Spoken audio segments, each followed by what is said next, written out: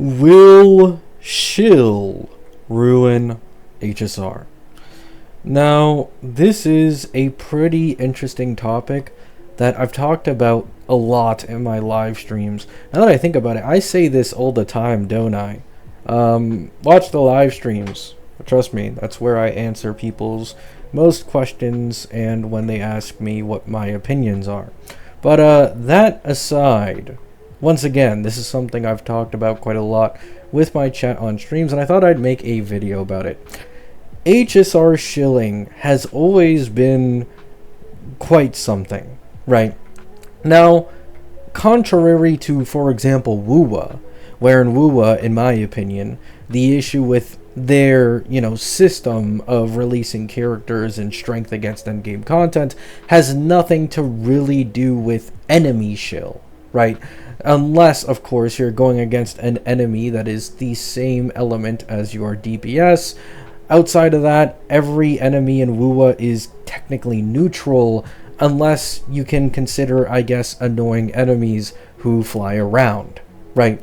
However, enemy shill in WUWA basically does not exist. They don't have really mechanics behind them that specifically shill, for example, a Tomb Break character over another character. At the end of the day, it just comes down to whether or not the enemy is a flying boss or not, and of course, if it's a flying boss, aerial combatants are better. HSR is drastically different from this. HSR's enemies definitely have favoritism towards specific types of team/damage dealers, and it has absolutely nothing to do with specific elements, right?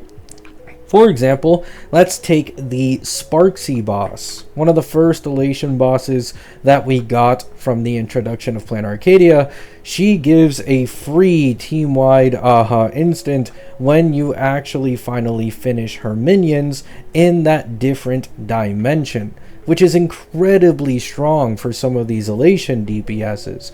On top of this, she also allows you to build up more res pen for your DPS and to decrease the damage that the minions do in the different dimension through your other allies on the team who aren't in it actually attacking, right?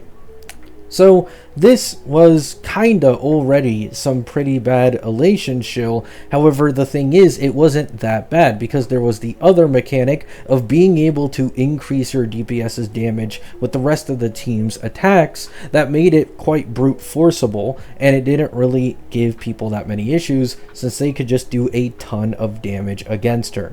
Right. However, something else that should be mentioned is the fact that her minions in this type of subspace do have the highest resistance, I believe, of any mobs in the entirety of the game. If I remember correctly, it was like 60 to 80% if you're not actually hitting for what they're weak for. So keep that in mind. This is also one of the first cases in HSR history where the game has gone out of their way to give a specific enemy a disgusting amount of res, and they aren't even the only one. I believe there's this other mob. It's like some paint bird type of amalgamation from Plan Arcadia as well, who, if you're not hitting what they're weak towards, they also have like 60 to 80% res, which is incredibly annoying to try and brute force, right? However, it doesn't stop there. There's these certain enemies that are Elation in the Knights currently, and even the King, and these enemies are able to even decrease your attack and as well as your max HP. This is inherently debuffing any attack scalers and debuffing any max HP scalers if they're getting hit by it as well. We have Graphia with the fact that she does actually permanently CC your teammates, and sustains cannot do shit about it, right? You also have other enemies like Pollux. Pollux was probably the most hated boss in the entirety of the game, pre-Plan Arcadia enemies, because it really incentivized using Hyacine and mainly the Mono Rem team to completely brute force them, right? But this hasn't been too much of an issue for a while now because of the fact that you can at least brute force, and you obviously have buffs that you can take advantage of. However, it's gotten worse and worse with the enemy shilling as time has gone on. And then on top of this, you also have to consider the fact that sometimes there are buffs that simply don't benefit you all that much. Right? As of the current AA King, I believe the only buffs that are actually, there is one for Fua, one for Elation, and then a bit more of a general one. However, that one only gives you 20% res pen. While, for example, the Elation one gives you way more than that. I believe it gives res pen and an increase to an Elation damage or defense shred. I don't remember what the second buff is. Right? Then you have the Fuo one. That one is obviously very synergistic with Ashvale and Emblade, and those two are also one of the best for tackling Graphia, since Graphia has lightning and fire weakness. And then the other one, which is skill and ult damage, clearly meant to make Himeko look better.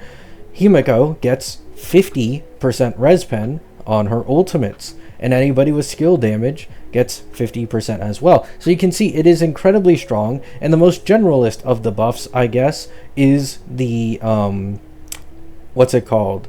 The 50% skill damage and 50% ult damage, since there is quite a few people who use skill damage like Faye and Anaxa. However, you kind of get my point.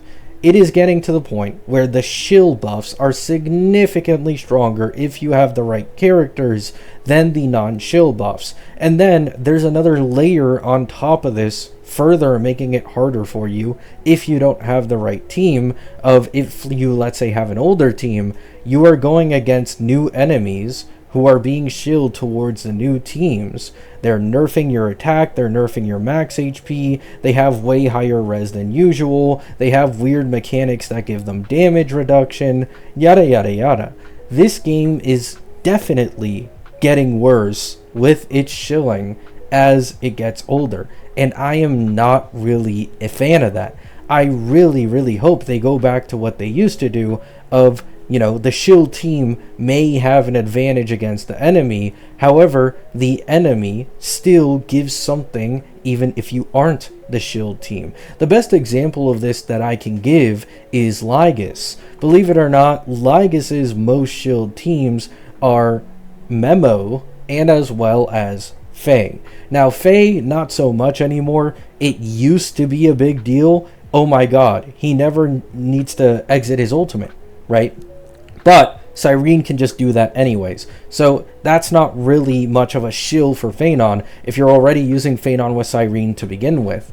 What it mainly shills these days is still Memo. How Lygus works is that the more Memo sprites, I believe, die attacking him, the faster he goes into that state where he summons all his adds. And then when you kill 10 of them, he'll nuke your team, and then he'll have 50% vulnerability added to him. So, as you can tell, this is incredibly shilly for the Memo team, who can summon Memos like no tomorrow, action advance him, and constantly get him to reapply vulnerability on himself to kill him way faster than normal.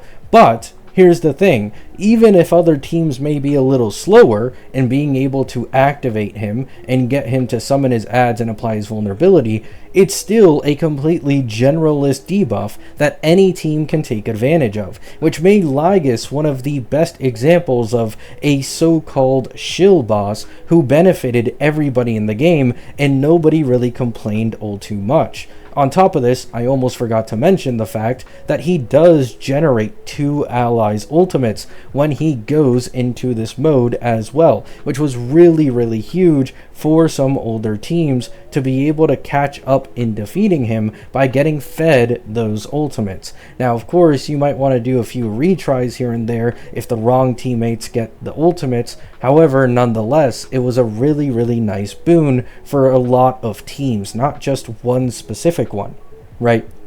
But I'm starting to feel like the design type of philosophy behind Lygus and how much of a shill boss / how much he benefits normal teams, it's kind of disappearing. I feel like I really feel like they are heading currently towards more so of a, if you don't have the shill team, you're probably gonna perform at half the performance of another team. I just don't really appreciate that. I don't want them to go down this route of kind of similar to what Genshin has. And I've been saying this for a couple years because I've had people in my chat sometimes glazing HSR for the fact that their shilling isn't as bad as Genshin's, and I've always had to kind of remind them, hey, Genshin is way older than HSR. It is completely possible that it's just because HSR is a newer game,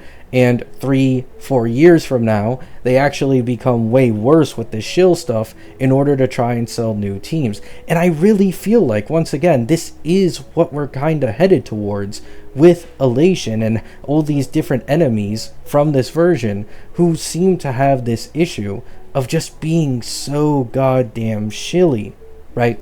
But let me know what you guys think. This is definitely much more of an opinionated video and not really one about meta or an upcoming beta character like I usually do. It's just an observation I've kind of made from this version, and I just really hope that they don't go down this route. Love you all. Hope you have a great day. Hope you have a great night, and peace out.